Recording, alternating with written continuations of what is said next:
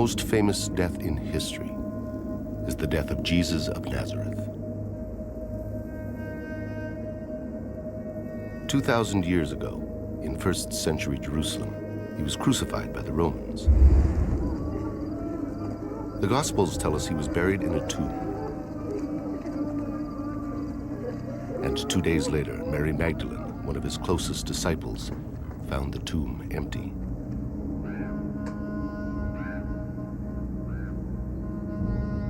But according to the Gospel of Matthew, there was another story circulating after Jesus' death.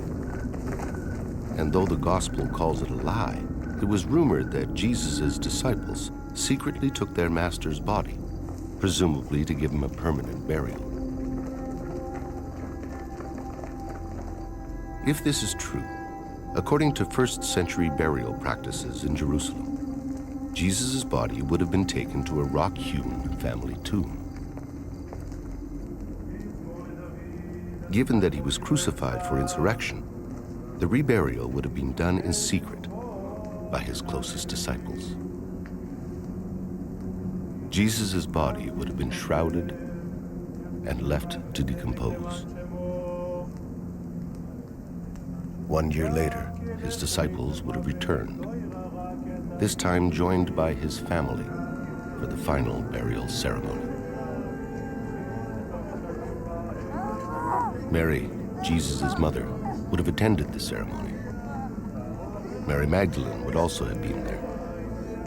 His brothers, Simon, Joseph, Judah, and James would have prepared Jesus' bones for the final burial, placing them in a limestone coffin called an ossuary.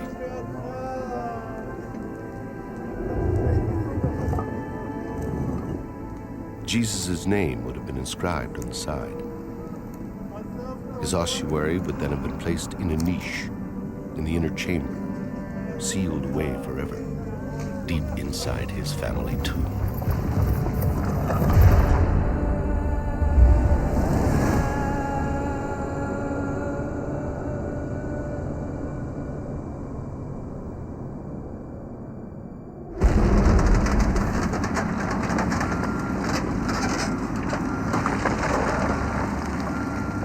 זה היה יום שישי לקראת צהריים, ממש מול החלון של הבית. זה היה אתר בנייה שהתחילו לבנות אותו. כדי לבנות היו עושים פיצוצים בהר, היו מפוצצים עם דינמיט את ההר, ואז בתור ילדים מסקרנות רצנו לראות מה קורה ואיפה זה.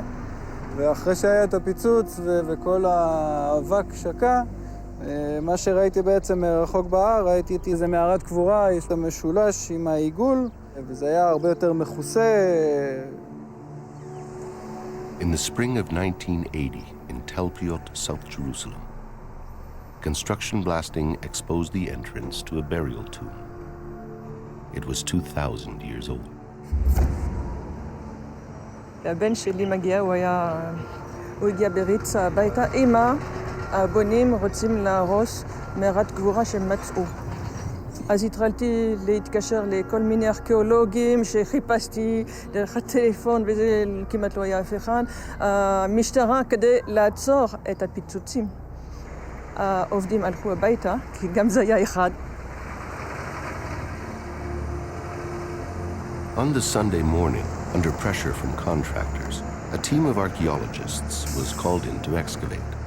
They had only 3 days before the tomb was to be sealed and cemented over. I could see this large slope with tractors and bulldozers and trucks trundling in different directions. And right in the center of this slope was this gaping hole, which turned out to be the entrance to the Tel Piot tomb. Above the entrance was a unique facade, a carefully crafted chevron and circle that mystified the archaeologists. There's no doubt about it that those symbols which are on the facades of the Tel Piot tomb meant something. It's unlikely that the person or the family that came to carve out the tomb just carved these things at random. They had to symbolize something.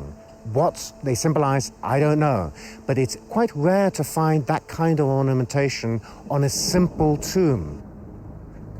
Shimon Gibson, a young surveyor at the time, was one of the first inside. It was his job to record the layout. It was great. It was very exciting. Me entering into the tomb, which has been cut into rock. It has a central chamber. It has archeological benches in the walls for the laying out of bodies. It has these loculi extending in different directions. It was incredibly important to get as much archaeological detail as possible onto plans. Gibson's detailed plan recorded every inch of the tomb's interior. Extending out from a large inner chamber were 6 deep cavities called loculi, or kohim in Hebrew. And inside these kohim, the archaeologists found 10 small limestone coffins, also called ossuaries. The ossuaries were quickly transferred to Jerusalem's Rockefeller Museum under the direction of the Israel Department of Antiquities.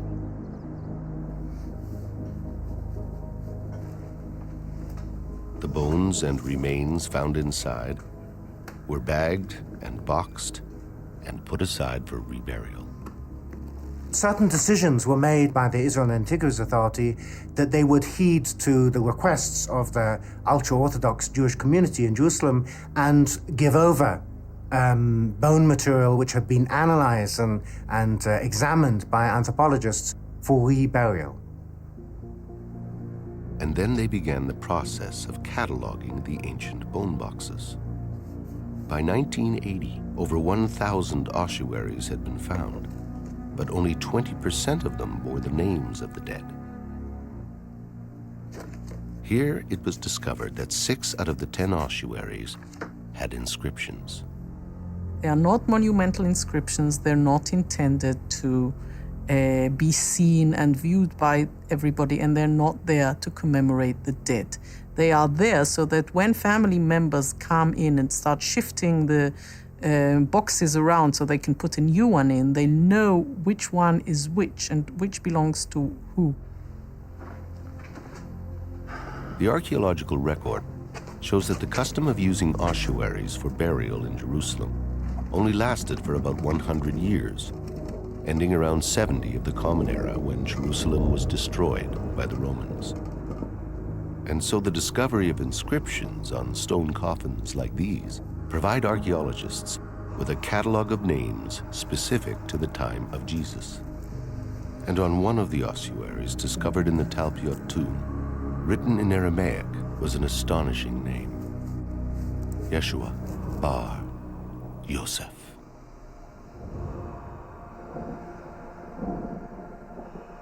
Yeshua, or Jesus, son of Joseph. Yeshua bar Yosef. Now, when this was found, I think the archaeologists weren't too excited about it. The public would have been very excited, but they didn't hear about it. You found a Jesus, son of Joseph, ossuary? But it wasn't really talked about. Today, the Jesus, son of Joseph ossuary is in the hands of the Israel Antiquities Authority, or IAA, as are the rest of the stone coffins taken from the Talpiot tomb. Most of them have been locked away and stored in this massive warehouse. But why? We've assembled a team of scientists, scholars, and journalists to investigate the 10 ancient bone boxes and to find out why they've been ignored.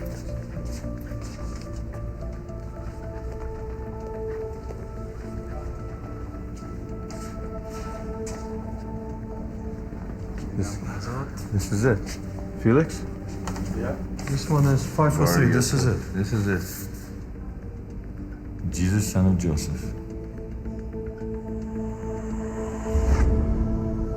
Today, it takes an expert in ancient writing like world-renowned Harvard professor Frank Moore Cross to examine the inscription. Because even though it is one of the plainest ever found on an ossuary, its letters are so informal that it's very difficult to read. This being quite informal, and this particular one quite messy. Academics describe it as a graffiti, so cursory it's almost as if it was meant to be read only by intimate family. There's an X here before the name. And then the name Yeshua, then the father's name is perfectly clear, Yehoseph, the son of Joseph. I have no real doubt that this is to be read Yeshua, and then Yeshua bar Yehoseph, that is Jesus, son of Joseph. Jesus, son of Joseph. Professor Cross's examination of the photograph has now shown us exactly what to look for on the actual coffin. Yud Vav Shin Ein. Yud, Shin, Vav, Ayin, Jesus. Bet, Resh, son of. Yud, He, Vav, Samech, Pei, Joseph. Jesus, son of Joseph. It's quite amazing, eh? Amazing is not the word for it. Can this stone coffin be linked to Jesus of Nazareth? To answer that question, we have to examine all the archaeological evidence uncovered in this family tomb. Does it fit with Christian tradition? Does it challenge certain articles of faith? If the bones of Jesus were to be found in an ossuary in Jerusalem tomorrow, and without doubt, let's say they are definitely agreed to be the bones of Jesus, would that destroy Christian faith? It certainly would not destroy my Christian faith. I leave what happens to bodies up to God. It seems that Christians can accept the possibility that the remains of Jesus were transferred to a family tomb. Thereafter, he could have risen and appeared to his followers as the Gospels report. According to Christian faith, Jesus then ascended to heaven. In theory, the ascension could have been spiritual, leaving his body behind. In fact, those who take a strictly historical approach to the Gospels would expect to find Jesus' remains in his family tomb. When he's first buried, it's in a temporary tomb. And later, unless he somehow magically disappears and goes to heaven, which is a position of Christian faith, but if you're going to be historical and realistic, he would be put in a permanent place of burial as a good Jew, okay? Well, the tomb, you have to have a family tomb. The family tomb of Jesus. If the ossuary found in the Talpiot tomb, marked Jesus, son of Joseph, did at one time contain the mortal remains of Jesus, then all the ossuaries in that tomb would have to belong to members of the Jesus family. On the other 5 ossuaries reported to have inscriptions, we should only expect to find names from the family tree of Jesus. Jesus was the son of Mary and Joseph. But what many people don't know is that according to Christian tradition, he had 2 sisters, Miriam and Salome. And the Gospel of Matthew tells us he had 4 brothers, Simon, Judah, James, and Joseph. His adoptive father, Joseph, was descended from King David. But Joseph most likely died in Nazareth and would have been buried there, not in Jerusalem. Jesus' mother Mary, Maria in antiquity, was also of Davidic descent. But unlike Joseph, according to later Christian tradition, she died in Jerusalem. And within the same tomb as Jesus, son of Joseph, a second name was discovered. First of all, it's an ossuary found in Jerusalem. The ossuary is now housed in the basement of the Israel Museum. As you can see, the script is very simple. The Hebrew letters that create this name are Mem. Mem is for M. Resh, like R. Yud can be I or Y. And Hey in Hebrew, it's like H in Latin, English. That makes Maria. Maria. And it's one of the rare examples of that name on ossuary in Israel. Maria, Mary, found in the same family tomb as Jesus, son of Joseph. Could this be the Virgin Mary's ossuary? Throughout history, from the first Greek writings of Mark, the earliest gospel, the Virgin Mary's name has come down to us in only one form, Maria. It is a Latinized version of the Hebrew, Miriam. After Jesus' death, Mary continued with his teachings and must have gathered a large following. In those times of religious transition, Roman converts also began to follow Jesus. And so as her popularity grew amongst his followers, Mary's name was Latinized. That is why the New Testament records her name as Maria. Written in Hebrew, the name Maria is very rare, but it's exactly what was found on the ossuary in the Talpiot tomb.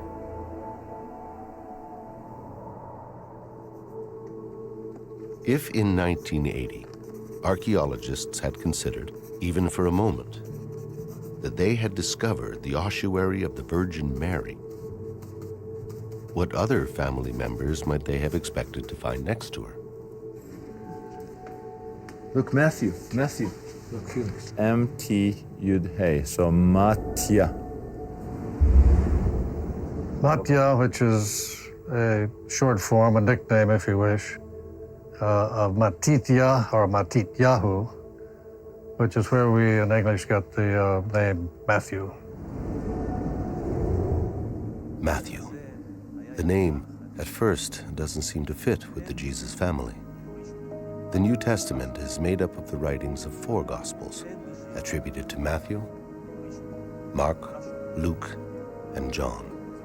Matthew, the evangelist, was a disciple of Jesus, but scholars don't believe he was a blood member of his family. However, there is reason to believe that there were many Matthews within the Jesus family. I'll tell you something very interesting. There are 2 genealogies of Jesus. Everybody reads the formal genealogy of Joseph, his adoptive father. It's basically all the kings of Israel and on down. Well-known, great historic names. But the other genealogy is embedded in Luke.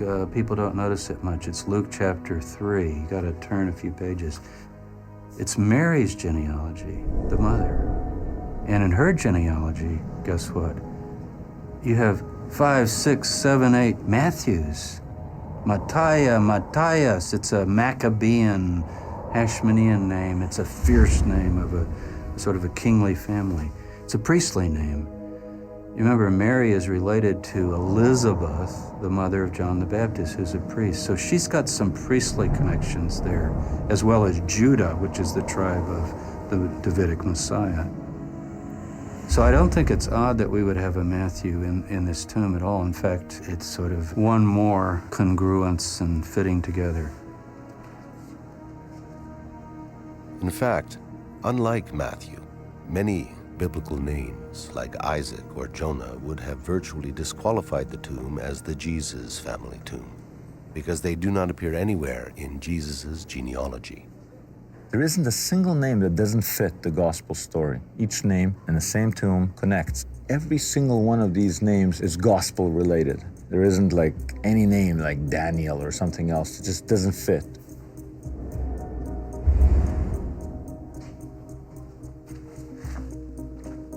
On 3 ossuaries, 4 names had been uncovered: Joseph, Jesus, Mary, and Matthew. And then on an ossuary found deep within the tomb, another name was discovered. This inscription says Yosa, with a hey in the end. It's a diminutive of Yosef. There is no question about it. As an ossuary inscription, this would probably be quite unusual. If I'm publishing in English, I say, oh, okay, there's a Joseph. Well, there's not just a Joseph. It's Yosei. Now, in Hebrew, Yossi in Israel today is quite common. Yossi, Joseph, like Joey. But Yosei you will never hear. And you didn't hear it in the ancient world either. The Yod, the E becomes a Yosei. Guess where we know that name? In the Gospel of Mark, Jesus has a brother. People don't all know that Jesus had brothers. Most scholars, the Roman Catholic Church says they were cousins, and other people, they were stepbrothers. But most of the historians and the biblical scholars have pretty well now admitted Jesus had brothers. They're named in the Gospels, the four brothers, James, Joseph, Jude, and Simon. But the Joseph in Mark, only in Mark, our earliest Gospel, is not Joseph, it's Yosei. Yosei, or Josie in the English, was the brother of Jesus. But the Gospels don't tell us much more than that. He disappears after 3 brief citations. What happened to Yosei is a mystery. But if the ossuaries from the Talpiot tomb belong to the Jesus family, then Yosei has finally been found. Of all the ossuary inscriptions ever discovered, there is only one with this unique spelling of the nickname Yosei. Look, clear as day, it's Josie. And that's an incredible thing, because according to Jewish law, if someone has a nickname, you have to put their nickname on their tombstone or casket.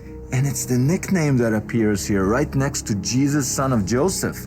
The brother was known as Josie, not Joseph, and it's exactly in the same configuration right here. Josie, Yosa.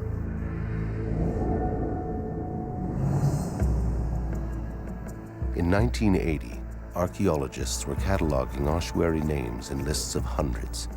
And from this tomb, they now had Yosei, a rare nickname given to the brother of Jesus; Maria, a rare Latinized version of Mary used in the Gospels to refer to Jesus' mother; Mattia, a version of Matthew that, as it happens, was common in Mary's family; and Jesus, son of Joseph.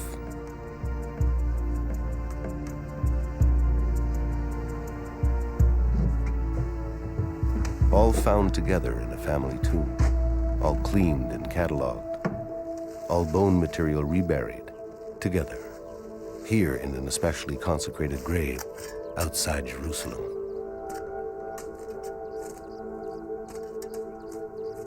All the ossuaries were then crated and stored for decades on warehouse shelves. Why didn't anyone take notice of these names? You got to remember that the 1970s and the early 1980s was the boom period for the excavation of tombs in and around Jerusalem. So there was suddenly enormous quantities of ossuaries being brought back to the Rockefeller Museum, the headquarters of the Israel Department of Antiquities. And these inscriptions were deemed to be common. These are the most common names among Jews in the 1st century Common Era. These are exceedingly popular names in the period. All the facts that we have is that there is a cluster of names that resemble many of the names that we find in the New Testament. The other fact is that we find these names in many other places. So suggesting that this tomb was the tomb of the family of Jesus is a far-fetched suggestion, and we need to be very careful with that. All the tombs around Jerusalem, unfortunately, with construction, are slowly getting exposed and in some cases destroyed. So it's not so far-fetched that a construction crew would have uncovered the tomb of Jesus. It can happen. I think we have to consider it. While the statistical probabilities have been argued, they have never been examined by statistical experts until now. André Feuerwerker is a professor of mathematics and statistics. From ossuaries and other sources, he's gathered every name known from the time of Jesus. By noting how often each name occurs, he can statistically evaluate the names discovered in Talpiot. One of the things that's fairly interesting about this particular tomb site is that from a lay point of view, if one looks at the specific names that occur in the cluster, and if one focuses just on the names individually, one can very well come away with the impression that there is nothing the least bit unusual about this particular cluster. But the correct way to analyze this is to look at all of the names in unison. According to statistics, if we were on a crowded street in ancient Jerusalem and called out the name Jesus, 4% of the men would most probably answer. If we were to call out the name Mary, 25% of the women would probably respond. They were both common names. But what Feuerwerger explains is that if we were to call out for a Jesus with a father called Joseph, a mother named Mary, and a brother called Jose, the odds that such an individual would respond are quite low. From a statistical point of view, we don't actually look at the incidences of the individual names where we say that each one of them is a very common name. We look at the way in which the factors combine with each other. So, sure, a father by the name of Joseph is not a rare name. A son by the name of Yeshua is not a rare name. But when you combine those two together, it's rarer. So it really is a possibility that this particular tomb site is in fact the one of the New Testament family. It is a possibility that I think needs to be taken seriously. Taking the possibility seriously means that we must try to uncover more evidence. And one way to do that is to find the Talpiot tomb. But more than 25 years ago, the tomb was reburied, sealed, and cemented over. A huge complex of apartments was built on top. Even if the tomb can be located, it may well be impossible to get into it, sitting under meters of concrete and foundation. Poring over architectural plans decades old and cross-referencing the IAA archaeology reports, our team believes they've discovered the underground location of the Talpiot tomb. The Talpiot site is perfectly situated halfway between ancient Jerusalem and Bethlehem, the two cities most important to Jesus and his family. It would have been an ideal location for his family tomb, considering that surviving members would have traveled from both cities to visit the burial site. If you think about it, it's perfect. It's right between Jerusalem over there, where Itai is, and Bethlehem is over there. This is where, if I was a member of the Jesus family, this is where I would want to be buried, okay? So we know that there's a tomb right over here, right? Our research shows that in 1980, 2 tombs were discovered on the Talpiot site. The roof of the second tomb had been partially destroyed by construction, but it was sealed up again and not excavated because of time constraints and pressure from religious groups to keep it undisturbed. The archaeological reports show that this second tomb is 20 meters north of tomb number 1. The apartment blueprints show that tomb number 1 is located under a patio and beside a bedroom wall. This, we believe, is the tomb we're looking for. Now, we know that one of the tombs is under the patio. We know that there's pipes coming out. That's where you come in. There's some potential. Crude IAA sketches suggest that both tombs may have had access pipes installed before building continued above them. It's common for pipes like these to be added at the request of rabbis in response to the Orthodox belief that spirits need a clear passage from a tomb. We're going to go down however many feet it is till we hit bottom. I mean, once we're down there, if the drawing is accurate and we've got that curve in that pipe, the camera's going to go down the curve, we're going to see what's there. My concern is that those pipes are bogus, that whoever built it just built pipes there to make rabbis happy. Oh yeah, the souls can move, and there's nothing there. Ideally, you stick your camera down that thing. Yes. Confirm that there is a tomb, that there's a space in between the tomb and the bedroom, if you will. I don't know how deep it goes. We cut a hole in the bedroom wall, boom, we're in.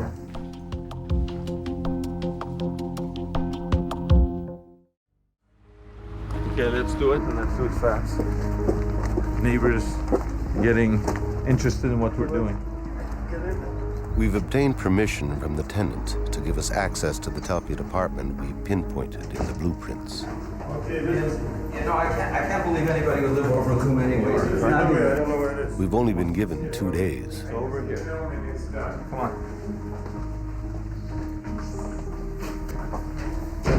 This is it. This is it. Yeah, this is it. Listen, we need a tape measure. That one. This is the real thing. It goes down. Look at this. We're 7 feet, 8 feet. Some resistance, but that's not the bottom. There's more. What's blocking that? This isn't a dummy plate. Bill Tarrant is our expert with probe and remote-operated cameras. Even if the access hole is as small as 1/4 of an inch, Bill can get a camera inside.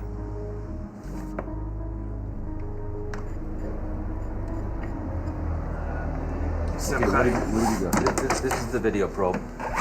Very light, and you see your face in it. Look at how clear that is. See, the camera's in the tip, the light's in the tip. Yeah. We're gonna see wherever this camera's pointed. That's what we're gonna see.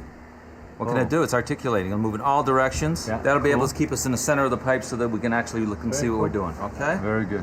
So I'm gonna center it, and I'm gonna insert it into the pipe. Okay. Okay. Tape is rolling. Let me take a look, so watch it with you. I'll move the camera as we go down. Try to keep it in the center. See how we're going down? It's still pretty clean, and we're moving down. We're down about 10 feet. No debris. What's that color change? It's changing color because it looks like they use different color pipes when they put this thing in. How long is your camera? 25 feet. Oh, I see something. Not good. Not good. See that there?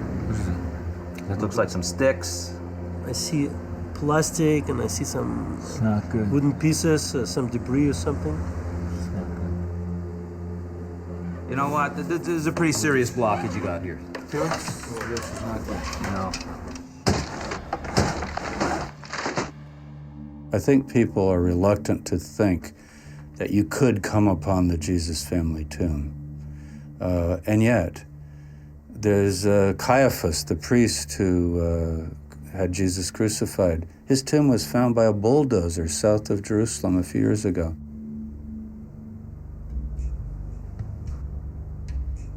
In December of 1990, construction workers uncovered an ancient burial cave from the 1st century. Inside, there were 12 ossuaries. 2 of them bore the name Caiaphas. This one, the most ornate ossuary, has the inscription, Joseph, son of Caiaphas, carved into it twice. Joseph, son of Caiaphas, was the high priest of the temple, who, according to the Gospels, prosecuted Jesus. From his point of view, Jesus was a dangerous false Messiah who was leading the Jewish masses into a confrontation with Israel's rulers in Rome.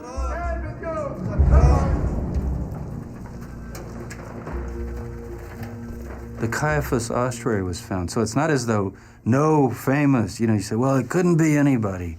No matter what we find, couldn't be anybody important. Why not? It seems to me there's a double standard. You said that Caiaphas is, in all probability, the high priest who prosecuted Jesus according to the Gospels. Whereas this entire cluster is dismissed, well, these are just common Jewish names. I mean, how are you so convinced that this is the Caiaphas? You find more ossuaries in that same tomb, less fancy, with the name Caiaphas, not Joseph, son of Caiaphas, but with the name Caiaphas on it. So it's definitely the tomb, as all tombs were, of a clan. This is the tomb of the Caiaphas clan. One of them could have been, should have been, Joseph, son of Caiaphas, the one that we know from the New Testament. And the adornment on the ossuary shows you very clearly that it is of a different standard. So, a fancy decoration convinces you that this is the Caiaphas of the... Caiaphas is not that common name. It's not as common name as Jesus, Joseph, John, or Mary. It is a rare name. It's a name that we know from both Jewish sources and from the New Testament. And it is good in dating and timing for that period, and it could be that one. The fact is that we have never found anywhere else an ossuary with the name Joseph, son of Caiaphas, anywhere else. On the other hand, you have a whole bunch of unique things. Yosa, which you find in this tomb, and that specific variation of the name you only find in the Gospel of Mark as a brother of Jesus. Only in this tomb, no other, as rare as Caiaphas. In fact, rarer, because in the Caiaphas family tomb, you found several Caiaphases. Yosa appears once, period, out of all the thousands of ossuaries that have been found. Yet nobody says, in all probability, that's probably the brother of Jesus of Nazareth. Nobody does that.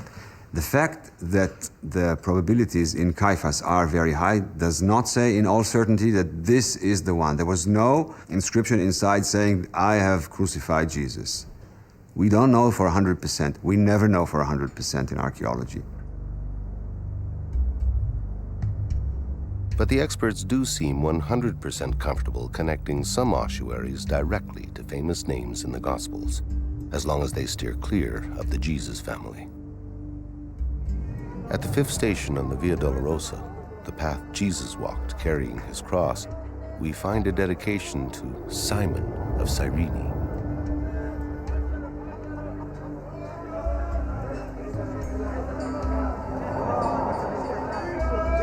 It is here that there was a moment both historic and intimate between Jesus and a man called Simon. According to the Gospels, Jesus stumbled en route to the crucifixion, and Simon, who was visiting Jerusalem from Cyrene, helped him carry his burden.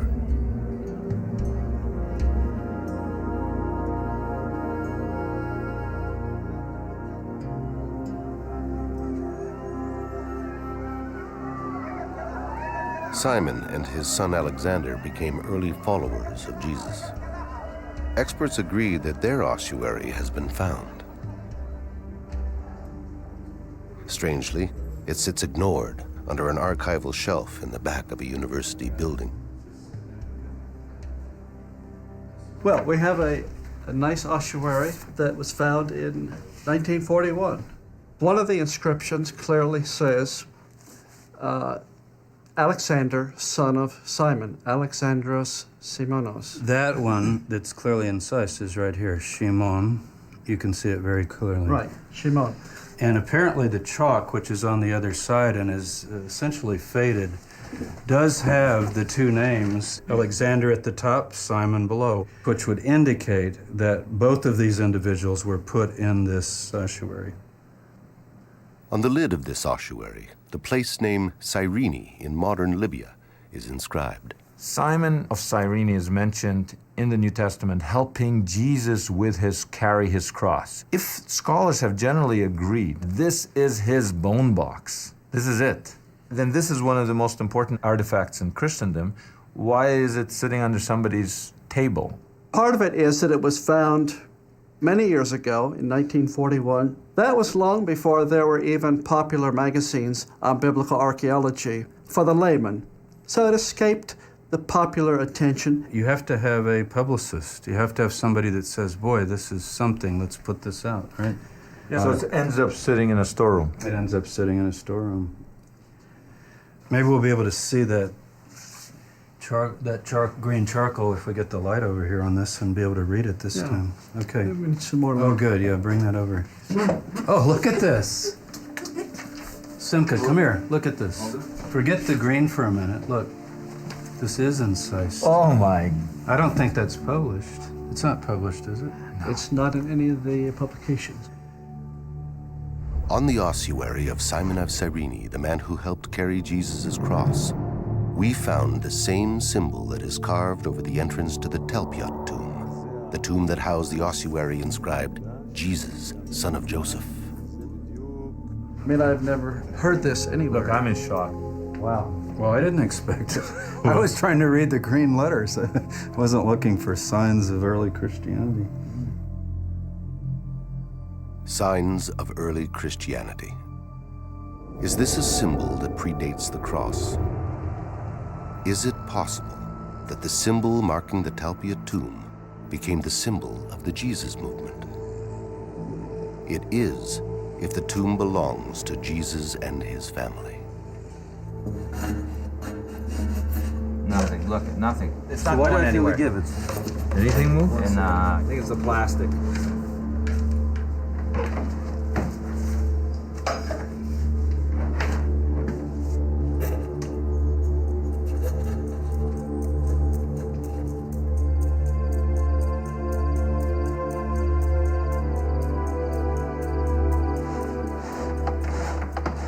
You know, Simka, I'll tell you, it's a very serious blockage.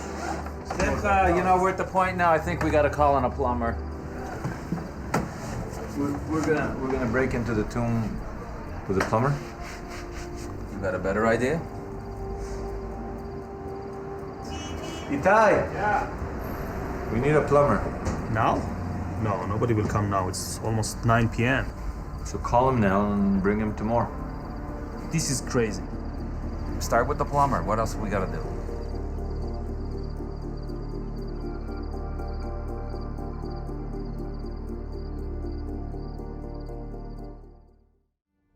Over 25 years ago, archaeologists discovered 4 ossuaries linked directly to Jesus and his family. Then, on a 5th ossuary, they uncovered another inscription. The inscription has 2 parts. The second part reads Mara, while the first part is a diminutive of Mariamne. And although no one had ever seen this name on an ossuary, it was translated as just another version of Mary. Mary, also known as Mara.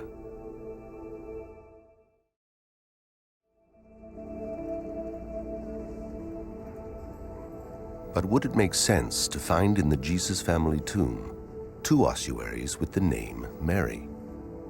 First, Maria, the name used in the Gospels to refer to the Virgin Mother. And the second, a unique spelling of both Mary and the name Mara. It might make sense if the second Mary, this Mariamne, was Mary Magdalene.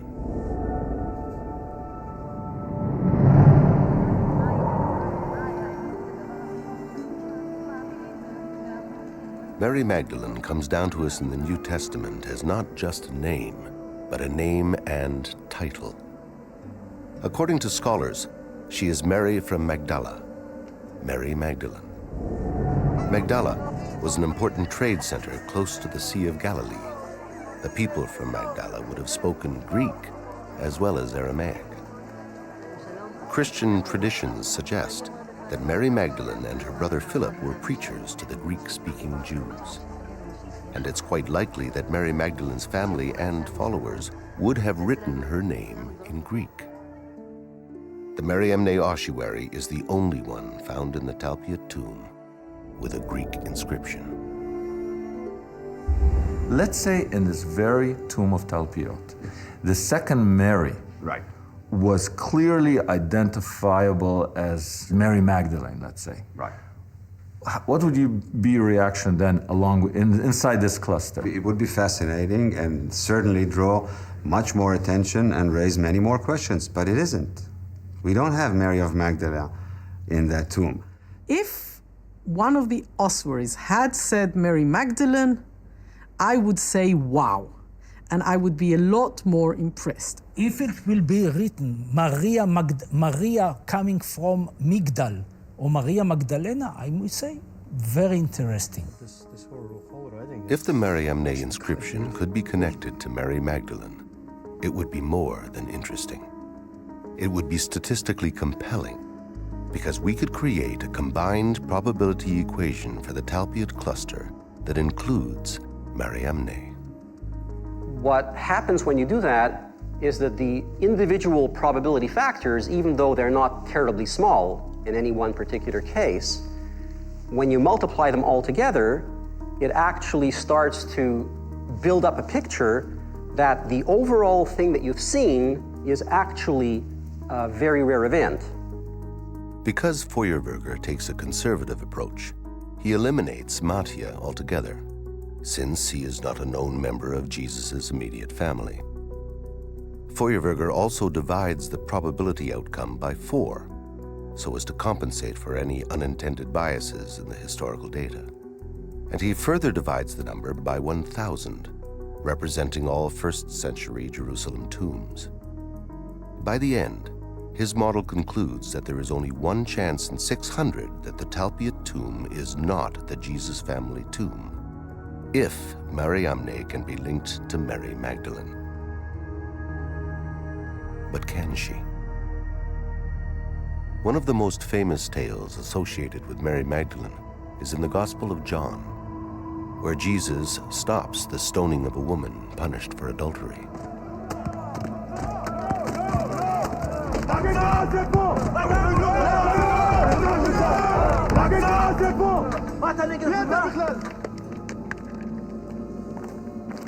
But there is no indication in the text that the unnamed woman is Magdalene.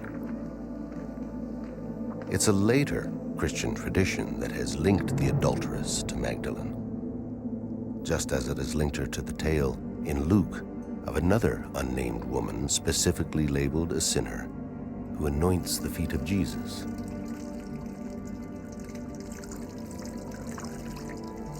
Drying them with her hair.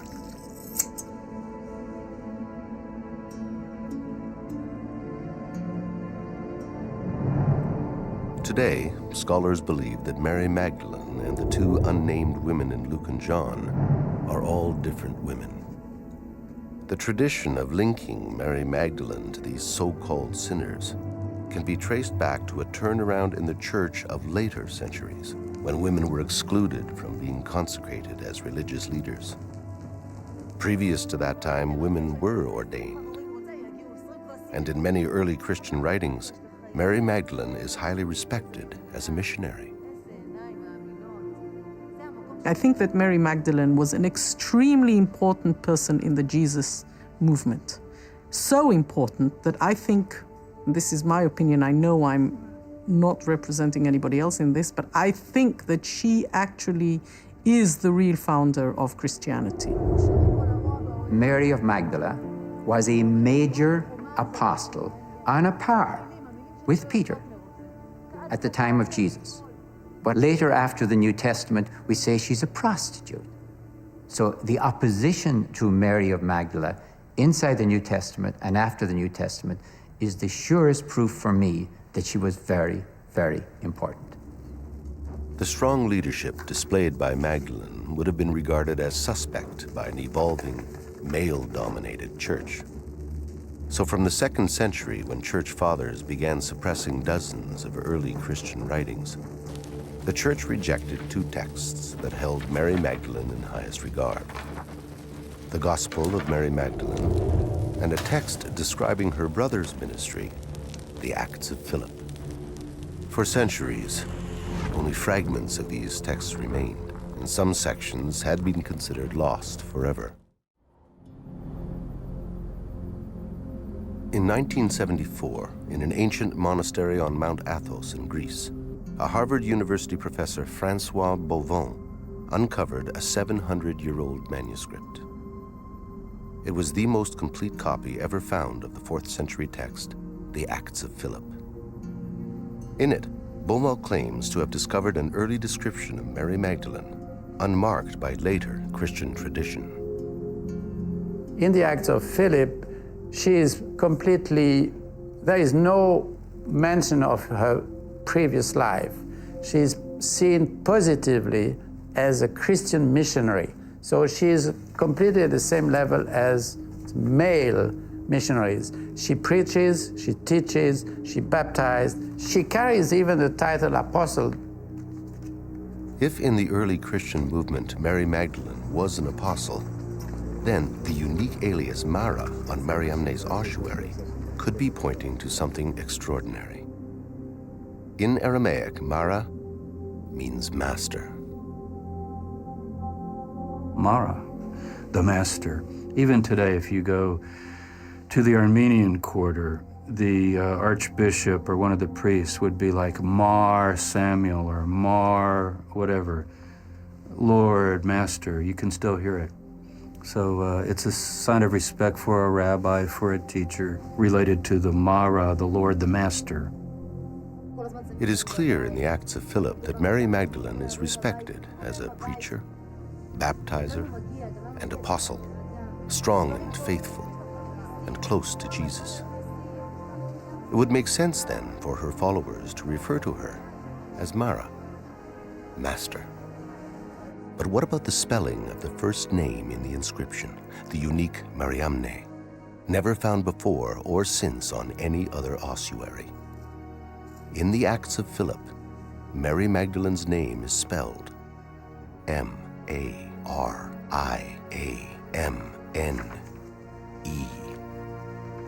Mariamne.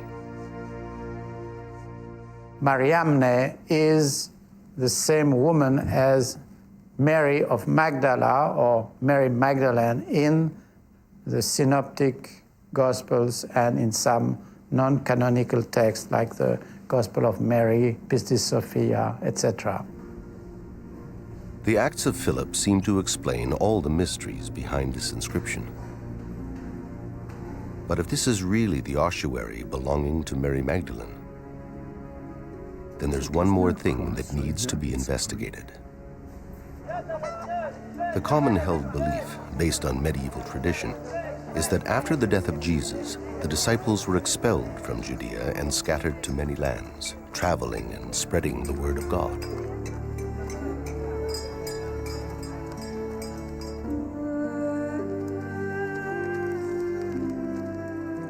After some time, Mary Magdalene ended up in France, where she spent the last of her days. Following this later Christian tradition, it would be impossible to discover Mary Magdalene's coffin in Talpiot, Jerusalem. However, in the Acts of Philip, written in the 4th century, the oldest known account of Mary Magdalene's travels, she does not die in France. According to the Acts of Philip, at the end of the story, Mariamne is supposed to go home to Israel, to the Jordan Valley, and the author has an allusion that's where she would die and be buried. The Acts of Philip clearly tell us that Mary Magdalene, Jesus' most trusted apostle, dies here in Jerusalem.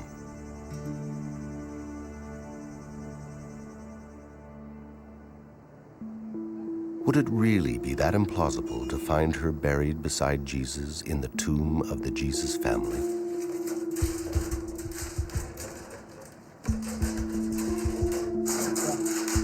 The statistical probabilities are compelling. The cluster of names in the Talpiot tomb, extraordinary. The connections to the Gospels, too strong to dismiss. Armed with this new knowledge, our team may now be able to uncover new clues inside the Talpiot tomb, if we can just get inside. Let's hook up our stuff and see what he did. Okay, so let's see what we got now that we've got the plumber cleared it all out for us. This is it. I still dread the idea that maybe the blockage was the bottom of it. About 14 feet. Here's the blockage. We're at the point now where the Yeah, and blockage it's not was. the bottom, which is good. No, we're still going No, it's now. not the bottom. That's good. This is deep. This is really deep. It's 20 feet. You're already 20 feet down? You know, we're That's coming great. down. Look. That's the bottom, I think. What is that? Can you see the bottom, Felix? Either we hit another blockage or we're at the bottom. I'll move the camera. What happened to? I thought it's supposed to curve. I'm going to switch the camera. Let me pan around, see if we can find something. Can you? We don't see anything. I'm panning left. I saw. Wait, Yeah. There it is. There's an opening. There's an opening. Absolutely. There it is. We're there. This is it. That's it. We're in the tomb. We got the tomb. We're right in front of the facade.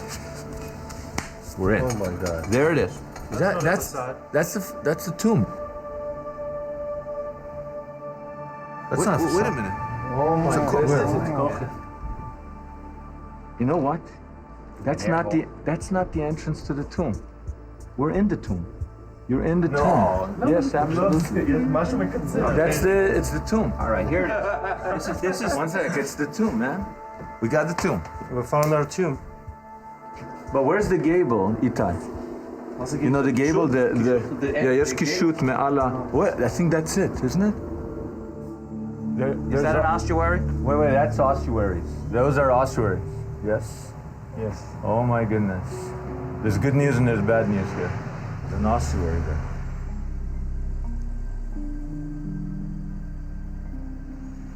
Well, what does that mean? Which means we're in the wrong tomb. Our tomb is empty. So, what are we gonna do? It's the We're wrong in the tomb. wrong tomb, man.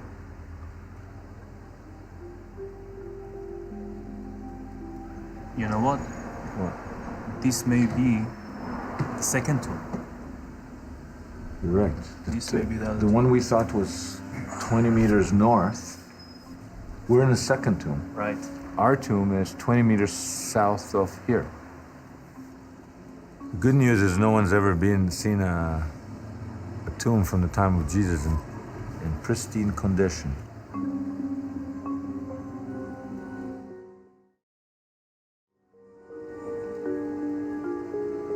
Although we found ourselves in the wrong tomb, perhaps these finely crafted ossuaries, so close to the Talpiot tomb, are somehow connected to Jesus or his followers. Hey? So what's next? We gotta find the tomb. The Holy Family tomb. Gotta be looking 20 meters south. It's gonna be on the other side of this building. It's this way. Where are you going? Where the heck are you going? South, that's the parking lot. Shouldn't be a big deal. South is south. 20 meters takes us in the garden. 20 meters is not much. We're okay. In 1980, the IAA cataloged 4 of the 10 ossuaries from the Talpiot tomb as bearing no names. But these ossuaries were far from plain. Several displayed ornamental rosettes on their sides. And on the rear panel of the ossuary cataloged 80-506, they found a large cross mark. Okay, look at this.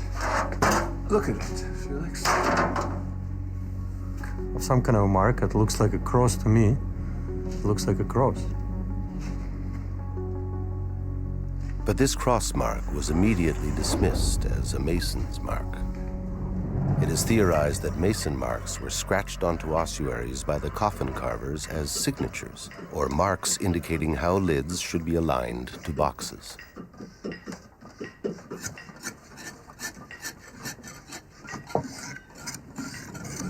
This one has nothing to do with Christianity. It's just a scratch. It's very common. It's just a sign of the Mason, I believe. And that's because crosses X. simply Mr. aren't X accepted saying as that crosses I in the produced Christian it sense and it belonged on to any me. archaeological Maybe remains it was dating even before the 4th century.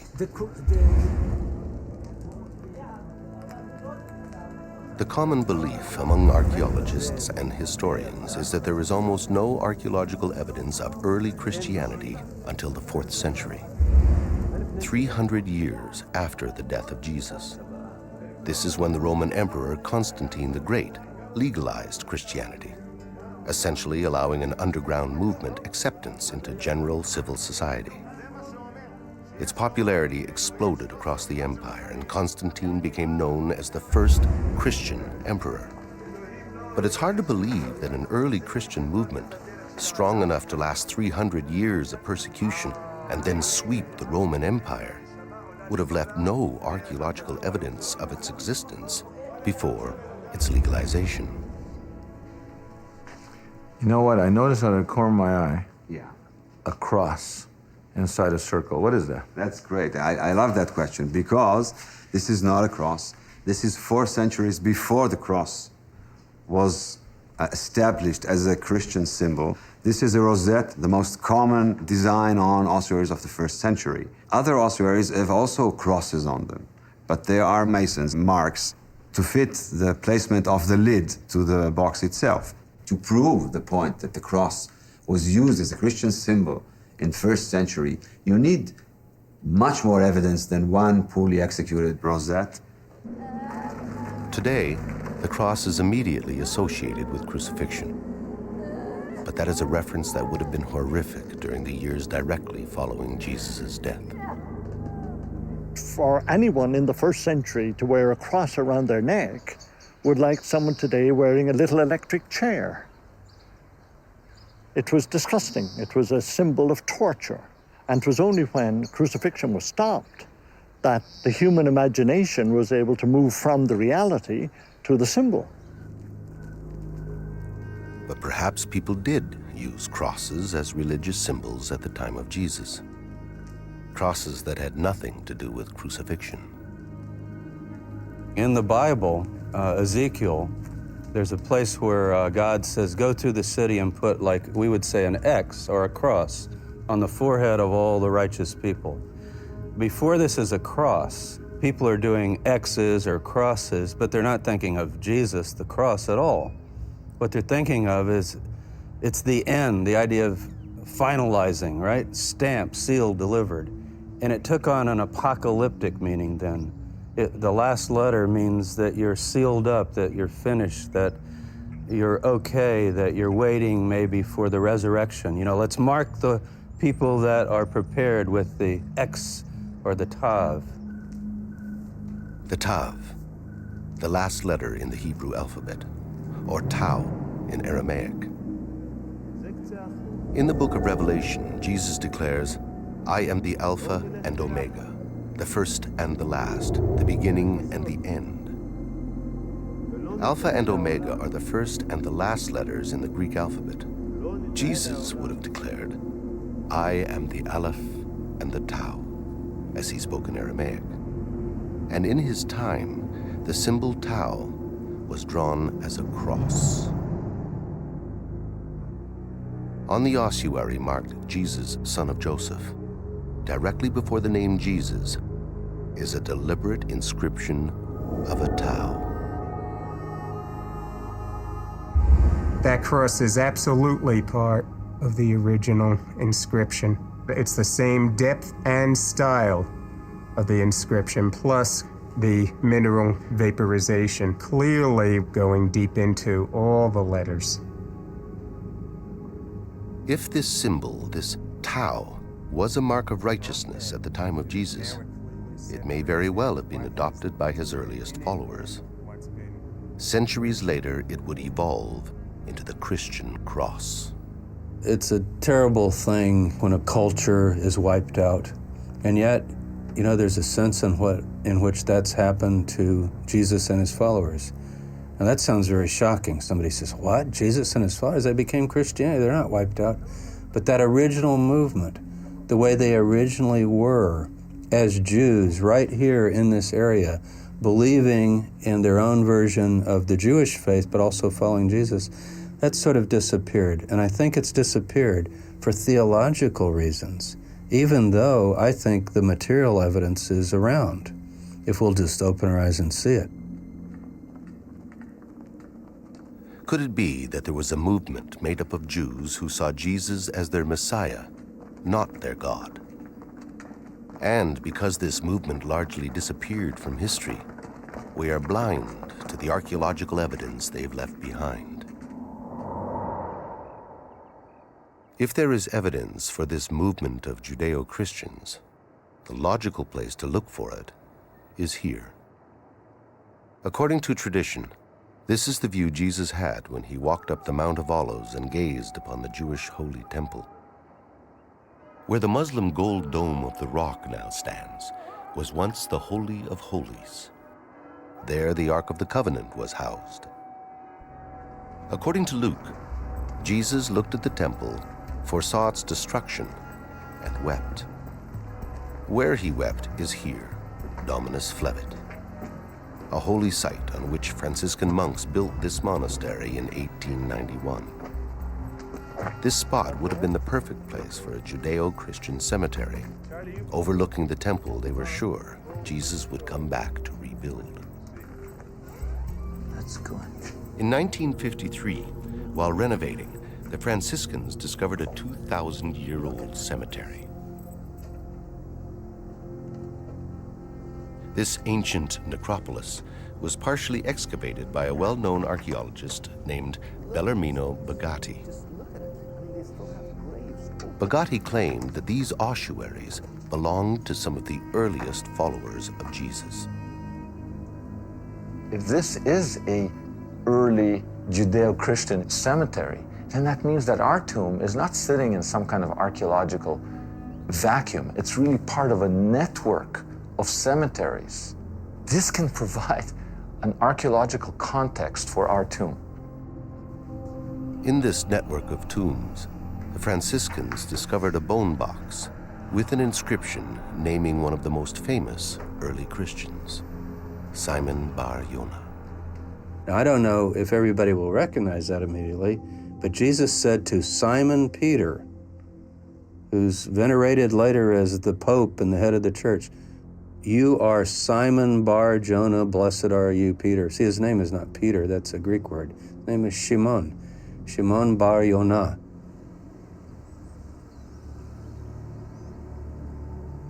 Today, only a piece of the ossuary remains. The Franciscans have stored it in a small museum beside their church. It bears an indisputable inscription, the only one ever found spelling the name Simon Bar Jona. Simon was one of the 12 original apostles of Jesus. According to the Gospels, Jesus renamed him Peter. In Aramaic, Kepha, which means rock. He's considered a saint by many Christians and the first pope by the Roman Catholic Church. According to tradition, Simon Peter was crucified and buried in Rome.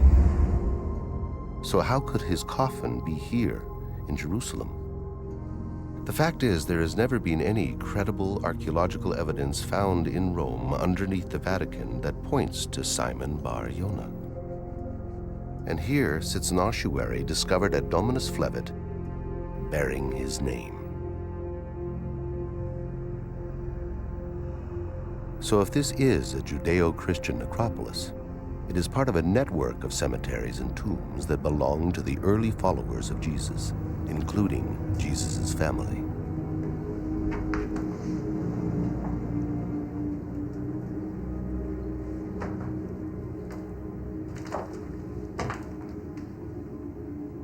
Okay, you're not gonna believe this. What? You're not gonna believe it. I'm imagining it. Can you see? Now I see. It's a symbol from the tomb, on an ossuary. This is incredible because the angle and the thing is identical. It's identical. And the dot inside. The dot is deliberately inside. The inverted V with a dot in the middle, the symbol from our tomb, right on an ossuary from what is suspected an early cemetery of the followers of Jesus. To find this symbol displayed on an ossuary here, in the necropolis of Dominus Flevit, directly connects it to what is believed to be some of the earliest evidence of Christianity. As to who may have been buried in this ossuary and whether or not he knew the Simon of Cyrene who displays the same markings on his bone box, or the Jesus son of Joseph whose tomb has been emblazoned with the same symbol, we can only speculate.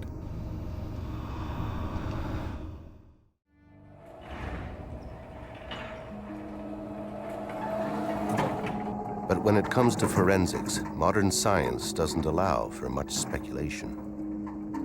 By studying ancient DNA in bone fragments and human residue left behind in ossuaries, scientists can now determine familial relationships between the various people in the Talpiot tomb. Stephen Phan is the director of the Center for the Study of Early Christianity, and he's assisting Stephen Cox, a forensic archaeologist from New York State.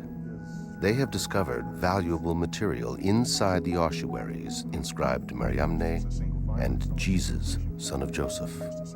Inside this ossuary, we've got some material that's adhering to the surface of the stone in a very interesting circular pattern. It's worthy of picking out and taking a look at it and see what its composition is. The pattern and/or material could give us a big clue as to who, what, when, and where. It seems outlandish that these samples might contain the DNA of Jesus and Mary Magdalene. But if there's enough material, these tests may shed a new light on Jesus and his family. So this is sample 80. 500.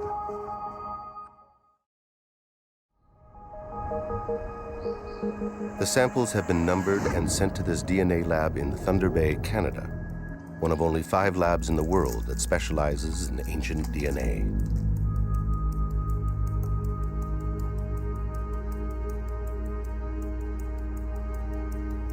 The scientists don't know that the samples belong to a Jesus, son of Joseph, and a woman who might be Mary Magdalene.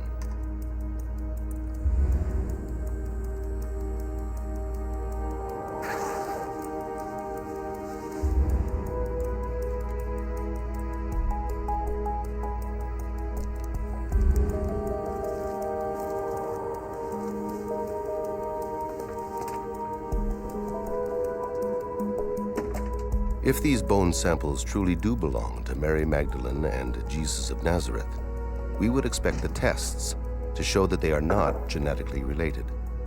We would expect to find DNA representing 2 individuals with no familial ties. And that would be an extremely rare discovery in a family tomb. Unless the individuals were husband and wife. Okay, so we received the samples that you sent up, and when we first examined them, they didn't look very good, very dry, very desiccated, very small and very fragmentary. And so for that reason, it was going to be very difficult for us to do the analysis. We then went on to start to process the samples and try to understand the quality of the DNA. Is it going to be viable for analysis? In this particular case, we found the DNA was fairly degraded, fairly damaged. And for that reason, it limits what type of work we can do. The question now, is there enough DNA material to create a significant profile? To obtain the maximum amount of information, the biologists will try to recover what they call nuclear DNA from the bone cells.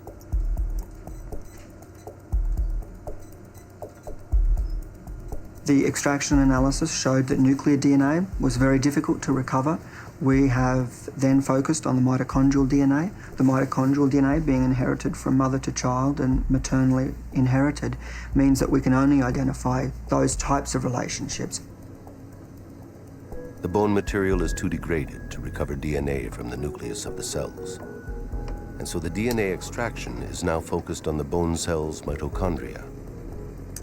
Mitochondrial DNA can only tell us whether or not Jesus, son of Joseph, had the same mother as Mariamne, whether or not they were brother and sister.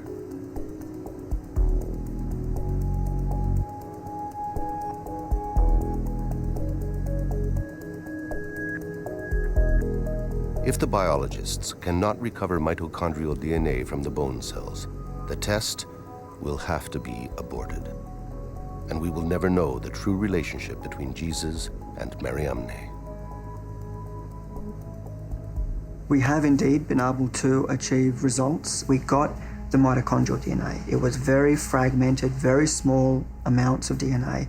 We were able to amplify it, we were able to sequence it.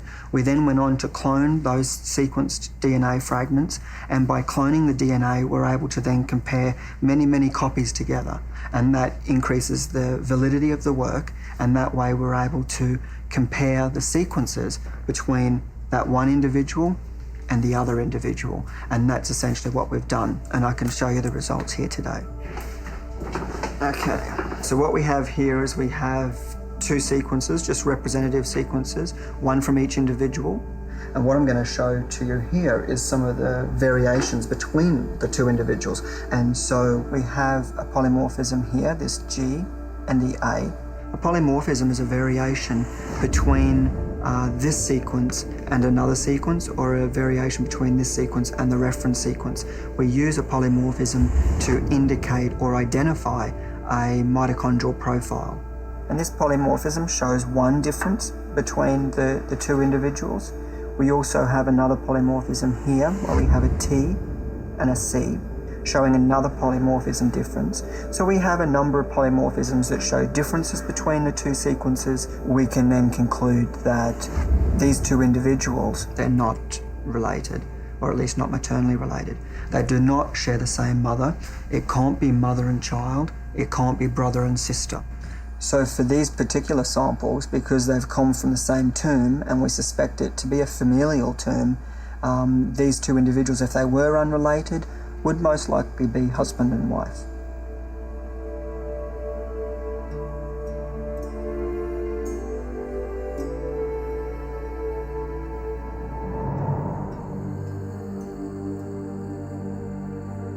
For centuries, people have speculated on Mary Magdalene's relationship to Jesus. Mary Magdalene appears with more frequency than other women in the canonical Gospels, always a close follower of Jesus. Her presence at the crucifixion and Jesus' tomb is consistent with the role of a grieving wife and widow. And so perhaps Jesus and Mary Magdalene were married, as the DNA results from the Talpiot ossuaries suggest.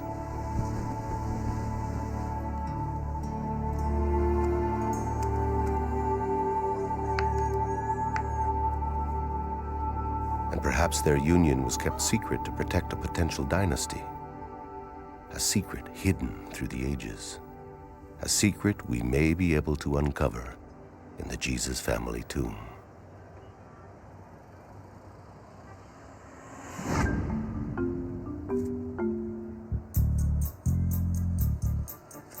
We've finally been able to contact one of the original builders of the Talpiot apartments. Ephraim remembers the tomb, but is a little hazy on its exact location. It's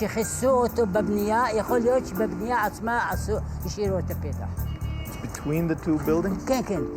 לא בנו מעלה? לא. ואתה זוכר שזה לא שם ולא שם? לא, זה בין שני הבניינים האלה. Okay, he says it's right between these two buildings. Let's try. Between the apartment complexes is a large garden with high terraces, and it's in this area that Ephraim states the tomb is located. מאחוריי? אז אולי פה. בוא אני אבדוק. But on which terrace is the question? בוא אני בא, תעזור לי. אתה לא תוכל להחזיק מעמד. לא טוב. זה יש דלת של מערה. לא רואה כלום. מה זה האבן החומה? הצבע החום. The neighbors begin to take an interest in the search and point out an inconspicuous cement slab on the lower terrace.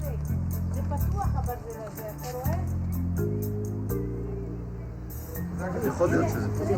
מבחינת... אבל מבחינת בנייה, יש לזה...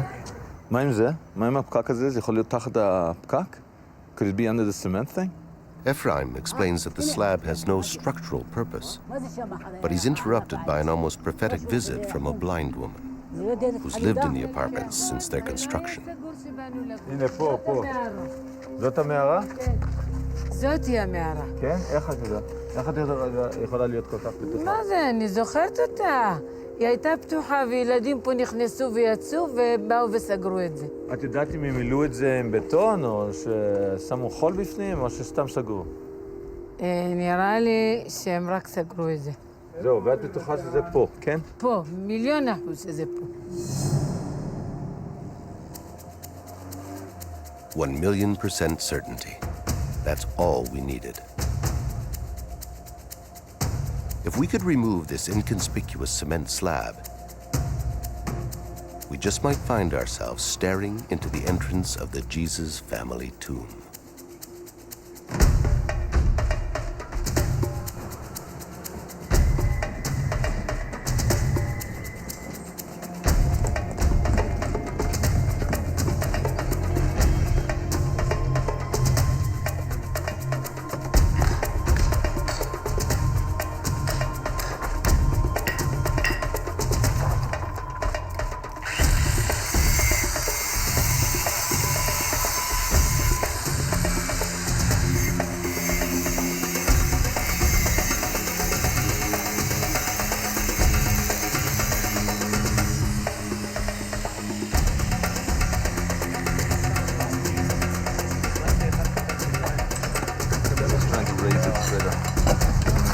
Okay, now how do we do this? We need everybody to help, right? Felix, you realize we're rolling a big stone. No, okay.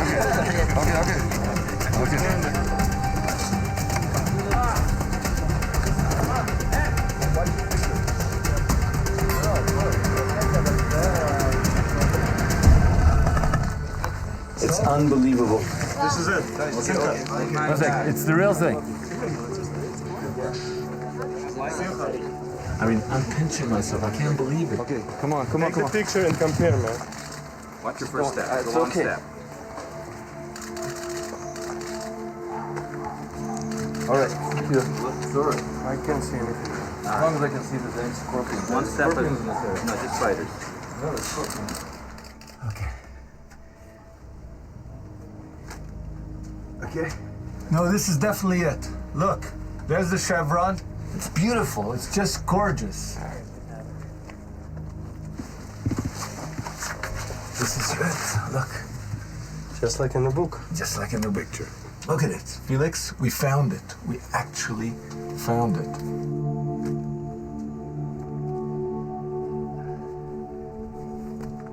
I'm going in. Okay, let's do it.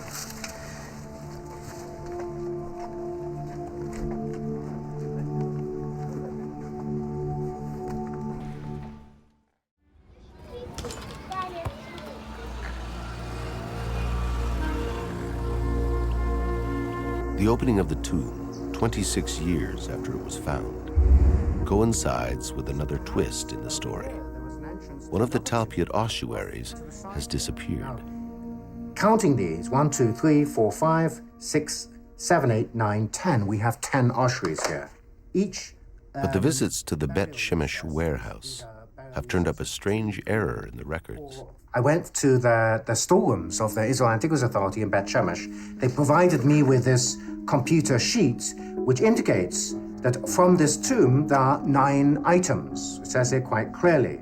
Number of items, 9. And it has the description of these ossuaries and where they're located in the storerooms.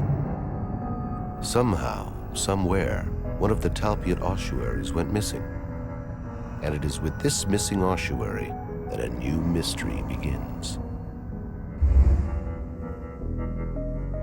Perhaps the ossuary was stolen. Maybe a worker at the site in 1980 had light fingers. Ossuaries can fetch fairly high prices in the antiquities market. And in October 2002, a chalky limestone ossuary surfaced from a private collection.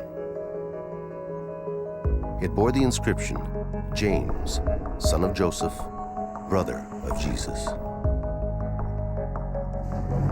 Oded Golan, a well-known collector, stated that he had bought the ossuary from an Arab antiquities dealer in the old city of Jerusalem decades before, but had been unaware of the significance of the inscription.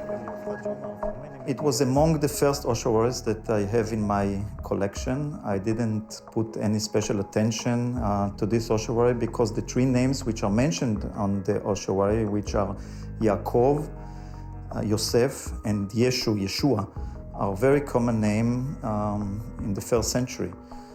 And therefore, I couldn't even think that it could belong to the family of Jesus.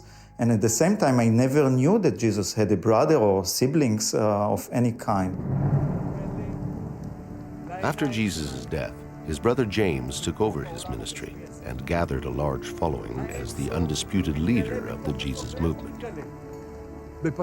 Later Christian writings tell us that he was respected by early Christians as well as the Jewish Pharisees. And 1st century Jewish historian Josephus spends more time on James than on Jesus. But just like his brother Jesus, it was fear of his religious popularity and influence that led to his death. In what was widely viewed as an act of judicial murder, the temple high priest, Ananus, condemned James and had him executed in Jerusalem by stoning.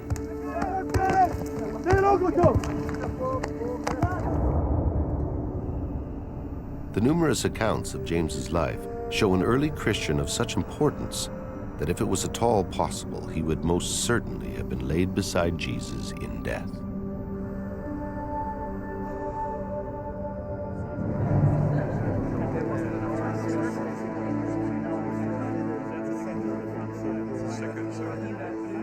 It wasn't until 2002 that a highly credited scholar viewed Oded Golan's collection and suggested that the James ossuary might belong to the family of Jesus of Nazareth. and so began what is now a famous controversy, a battle of scholars and science over the authenticity of the James ossuary. The James ossuary, where did it come from? The collector who owned it, Oded Galan, well publicized, says he got it around 1980. Sometimes he said before or after, but hey, around 1980. Our tomb was discovered in 1980. There's a missing ossuary. The Israeli Antiquities can't find it. Now, maybe they'll find it in the back of a warehouse, but I checked the dimensions. I was just curious. The missing ossuary was cataloged, it's just gone. The dimensions of that ossuary are the same as the James ossuary. Now, a lot of people have concluded, experts, that the James ossuary is a forgery, but nobody says it's all a forgery. And the position now of the Israel Antiquities Authority is that it originally said James, son of Joseph. I would be fine with that. I mean, you think about it. We've got these 6 names. If the James, son of Joseph, forget brother of Jesus. See what the ossuary says, James, son of Joseph, brother of Jesus. Some people say, well, the brother of Jesus, maybe that was added. It wouldn't matter. Obviously, it'd be the brother of Jesus. You got a Jesus, a Joseph, a James, son of Joseph, if it were from this tomb. Now, we're speculating, but the time is right, the name is right, and that, I think, would really make it fairly clear that this is the Jesus family. But what would it take to determine whether the James ossuary originated in the Talpiot tomb? The date and the recorded dimensions are extremely suggestive, but it's the patina that should prove the case one way or another. Over time, in a tomb, minerals and sediment accumulate on ossuaries. This accumulation is called patina, and it could be scientifically analyzed to produce a chemical and mineral fingerprint specific to an ossuary or tomb. Every ossuary discovered in a particular tomb will have the same patina fingerprint. The samples taken from the James ossuary show certain trace materials such as titanium and iron that are unique to the James ossuary. If the James patina matches the ossuaries from the Talpiot tomb, it will be strong evidence that the James ossuary is the missing bone box and belongs to the family of Jesus. Dr. Charles Pellegrino has come to the Bet Shemesh warehouse in Israel to collect patina samples from the Talpiot tomb ossuaries. I can get a lot of the debris from here. Charlie, that's patina. That would be good. Yeah. Yes, excellent. This is 8503, the inscription of Jesus, son of Joseph. It's just one of those moments where you're struck to a kind of silence, knowing that you're holding the chemical history from the ossuary that may actually have contained the remains of Jesus of Nazareth. At Dr. Pellegrino's request, we commissioned the collection of random patina samples to determine whether the Talpiot tomb patina is really distinct. This mostly patina, that is plenty for Charlie to work in on electron microscope. If the random samples do not match the Talpiot ossuaries, while the James samples do, then the statistical probabilities that the Jesus family tomb has been found will be overwhelming. If it were possible to obtain evidence that the James ossuary might be this missing ossuary, then this would have a very strong additional degree of evidentiary value. I would say that that would be an absolute slam dunk if that were in fact shown to be the case. The Suffolk Crime Lab is a leading American CSI lab involved in solving modern-day crime mysteries. Today, it will use its forensic expertise to determine how the patina from the James ossuary and the patina from the random samples compare to the Talpiot ossuaries. Did you see that piece? Yes. That had sort of like that tunnel running through it? Yes. Do you want to take another sample out of this container, or is that sufficient? Yeah, I think that's enough. All right. Yeah, I think that'll do. Yeah, mount it just as is. So that piece will be good to look at. But right now we're just taking other samples of the accretion from inside the ossuary. Iron is part of the signature that gives the soil that distinctive color. We now have it from this tomb. We have it from the ossuaries from this tomb. We're just taking other samples and we're going to look at them under the scanning electron microscope and ping them with the electron microprobe.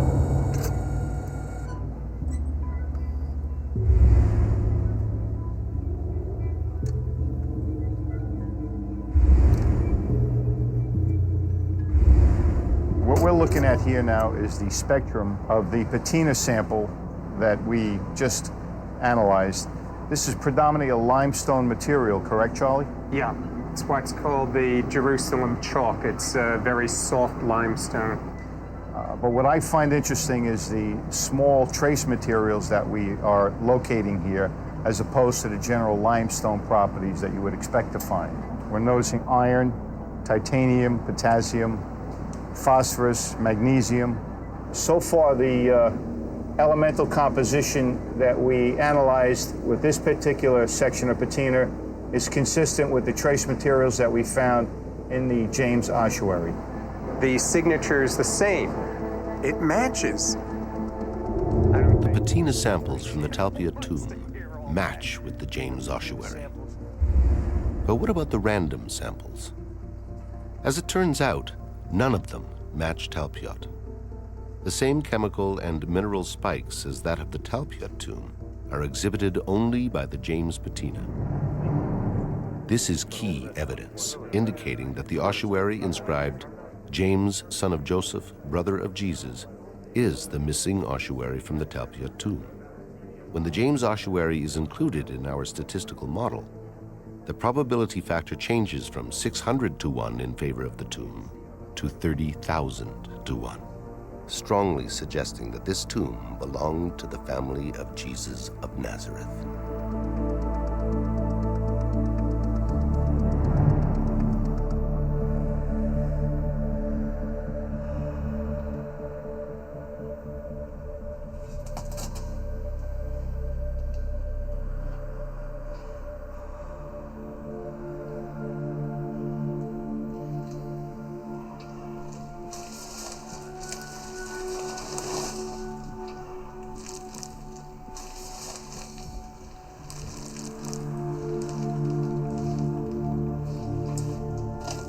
Oh my God. Oh my goodness. Awesome, isn't it? Yeah.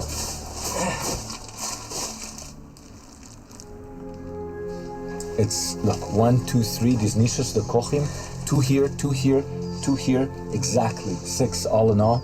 Look, 2 death niches where you lay out the body, Jesus' body, Mary's body would have been there. Look at this.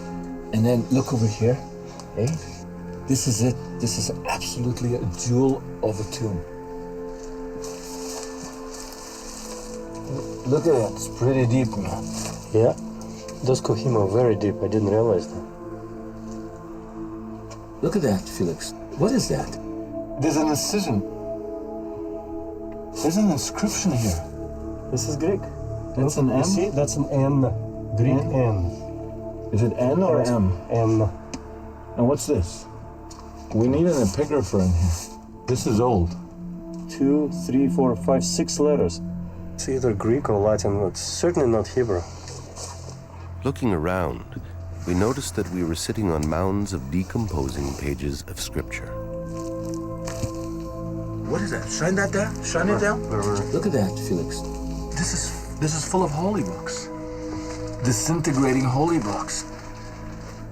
According to Jewish law, biblical books cannot be discarded. They have to be buried like humans. It seems that in the weeks following the removal of the ossuaries and before the tomb was resealed, a local rabbinical school filled the tomb with damaged holy texts. Among them, we found a book that Jesus refers to as the key to his ministry. It's the book of Jona. Jesus says in the Gospels, if If you want to know, his apostles say, "What are you up to, Master?" And he says, "You want to know what I'm up to? Read the book of Jona." That's the code. And right here, you got the book of Jona. The Gospels record that Jesus constantly spoke in parables and codes. Not surprising for a leader of what today would be labeled an anti-government movement, a man destined for crucifixion. And those who speak in codes often harbor great secrets.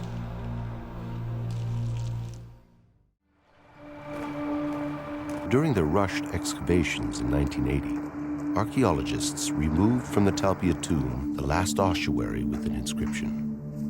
The ossuary belonged to a child. At the IAA Rockefeller Museum, the inscription was translated, Yehuda bar Yeshua. Yes, Yehuda bar Yeshua comes into English as Judah, son of Jesus.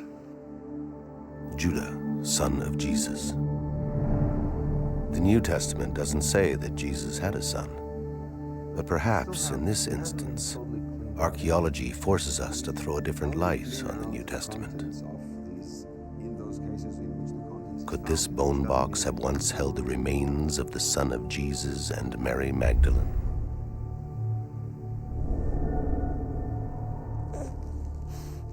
If Judah was their son, his existence would most certainly have been kept secret. Since Jesus was perceived to be a pretender to the royal throne, Jesus' son would have been a target of arrest and crucifixion by Roman authorities.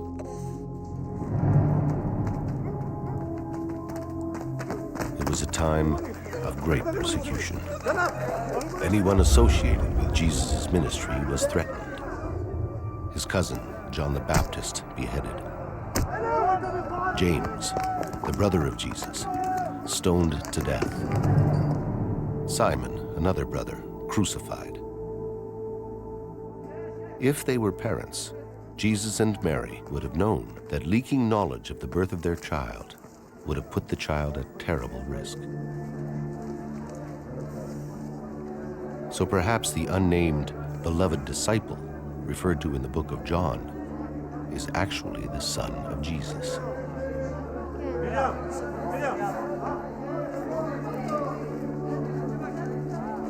Who remains unnamed in the text to conceal the child's lineage.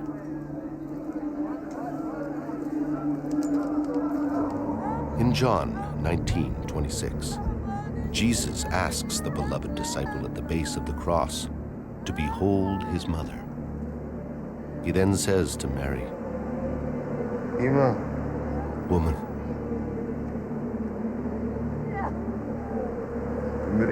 behold your son." Traditionally, this scene has been understood as Jesus addressing Mary, his mother. But can this be later theology? Could it be that Jesus was talking to Mary Magdalene, his wife, asking her to protect their son?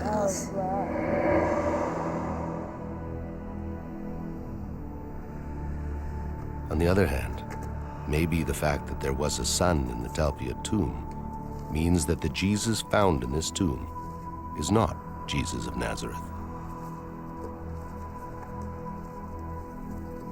Accordingly, we would have to believe that living around the same time, in the same place, there was another Jesus, who also had a father named Joseph, and two close male relatives named James and Jose,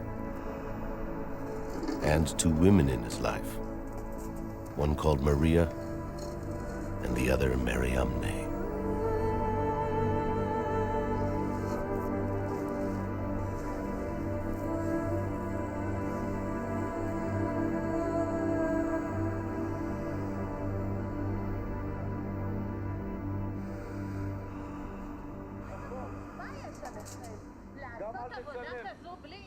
What's that noise? I think they're getting upset that we're in here.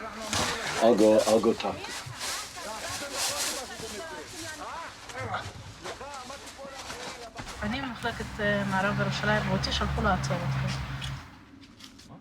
One of the tenants in the Talpiot apartments works for the Israel Antiquities Authority.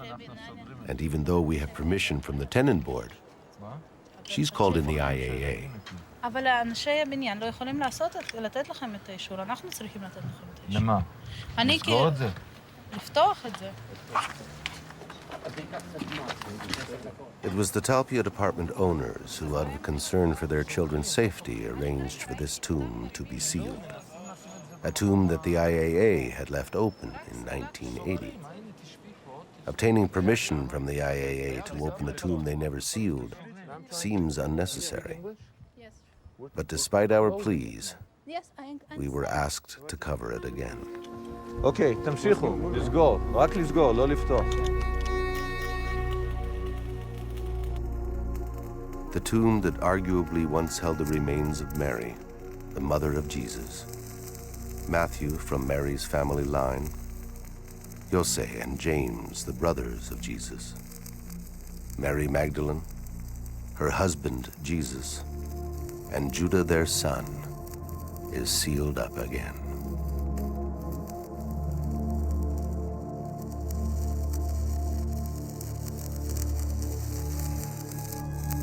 Who knows what secrets are still inside, and for how long they will be kept hidden under the Talpiot apartments.